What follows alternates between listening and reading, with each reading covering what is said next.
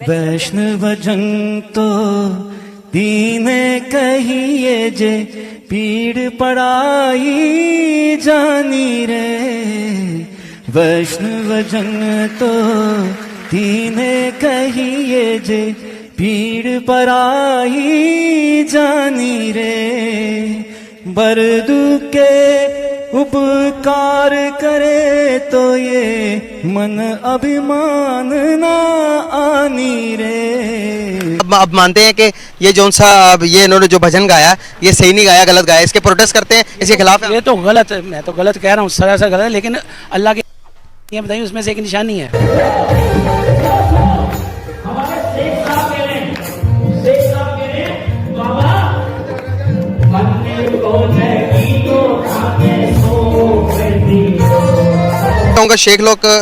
शेख कुछ गा के हमें बताना चाह रहे हैं। क़यामत तब तक नहीं आएगी जब तक ये अरब दोबारा शिर्क की तरफ ना लौट जाएं, बुत परस्ती की तरफ। हमारी जितनी भी मुस्लिम कम्युनिटी है यूएई के अंदर, उनको इसके खिलाफ प्रोटेस्ट करना चाहिए। हमारा बिजनेस सेटअप है नवाफिस के नाम से, हम खुद भी उसके प्रोटेस्ट में शामिल हैं।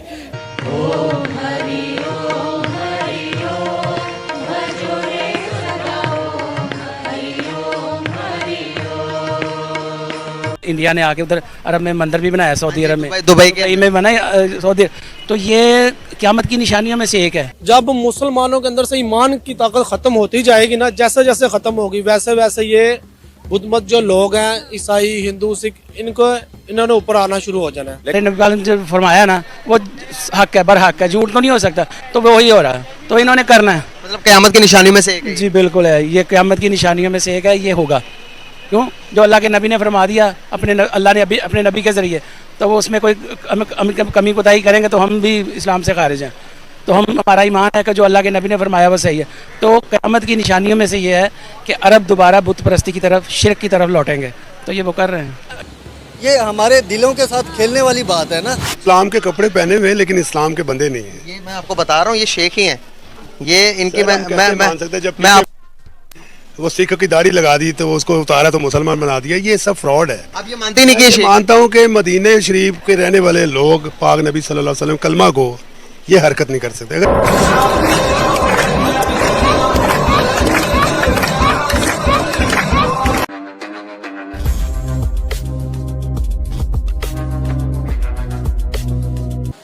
मेरे ख्याल से जो है कि as a Muslim country Dubai की गवर्नमेंट को बिल्कुल ये इक़दाम नहीं करना चाहिए, बल्कि उनको चाहिए कि इस्लाम की तरवीज के लिए ज़्यादा से ज़्यादा अपना हिस्सा डालें, बजाय कि वो हिंदुइज़म या कोई ऐसे मज़हब के जो कि दीन इस्लाम के लिए ख़तरे का बाइस हो या उसको जो है अपना, तो उस हवाले से गवर्नमेंट को इसमें हिस्सा नहीं डालना चाहिए। क्योंकि दुबई जो है वो एक मुस्लिम कंट्री है, तो मुस्लिम कंट्री होने के नाते उसको ज़्यादा से ज़्यादा ऐसे काम करने चाहिए जिससे पूरी दुनिया में इस्लाम फैले। क्योंकि हमारा कुरान और हमारा जो हदीस है वो इसी चीज़ की हमें तरगीब देता है कि ज़्यादा से ज़्यादा आप इस्लाम को फैलाएं। तो ये तो मेरे ख्याल से गवर्नमेंट को, दुबई की गवर्नमेंट को शर्म आनी चाहिए इस तरह के इक़दाम पे, और हमें एज़ अ पाकिस्तानी और एज़ अ मुस्लिम इस इक़दाम की शदीद मज़म्मत करनी चाहिए कि एज़ अ मुस्लिम कंट्री जो है, क्योंकि अगर तो हमें समझ में आती कि ये हिंदू कंट्री है तो वो उसका हमें आई थिंक क्योंकि इतना फ़र्क ना पड़ता।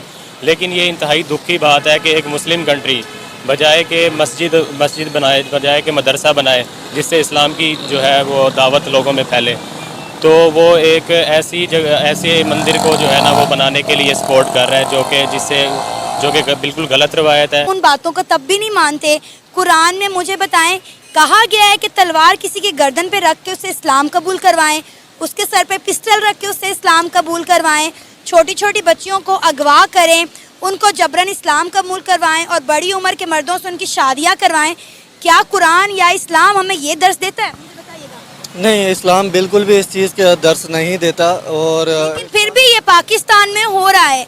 मतलब आई एम शॉक कि आप लोग पढ़े लिखे नौजवान हैं, आपका माइंडसेट तो सर अब आप लोगों को बाशाऊर हो जाना चाहिए था।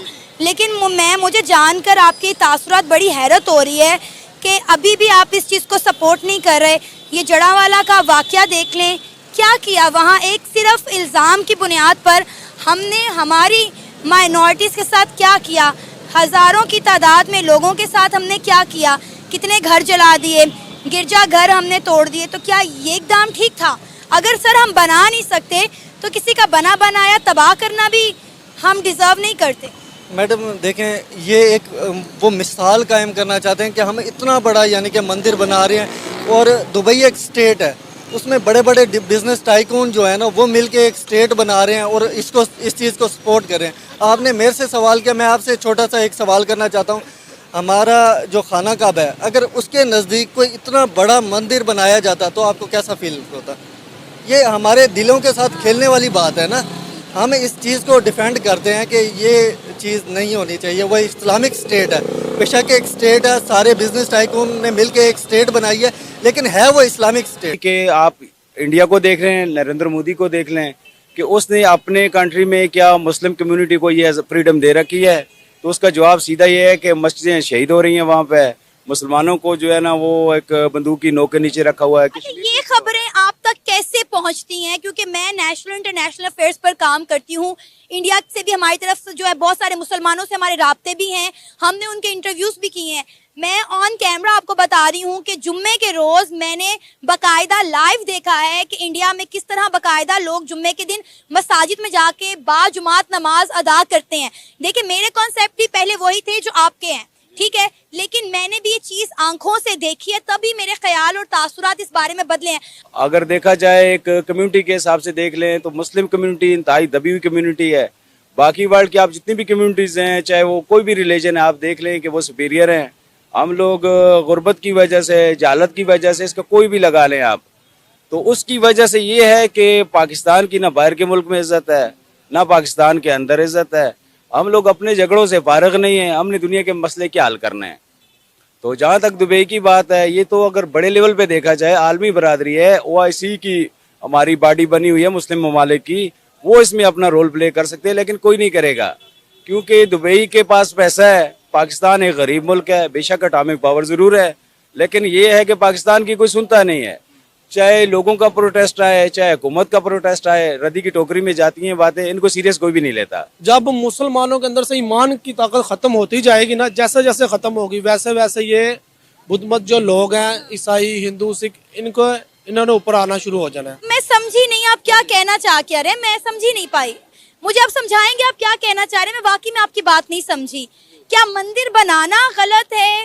क्या कहना चाह रहे हैं? मंदिर बनाना गलत है, डेफिनेटली गलत है मंदिर बनाना। अच्छा, अब वो इस्लामी मुल्क है और उसके अंदर मंदिर बन रहा है, तो ये तो गलत है ना, सरासर गलत है। अच्छा, ये अभी हमारे पीछे भी एक मंदिर है, तो क्या इस मंदिर का यहाँ पर होना भी गलत है?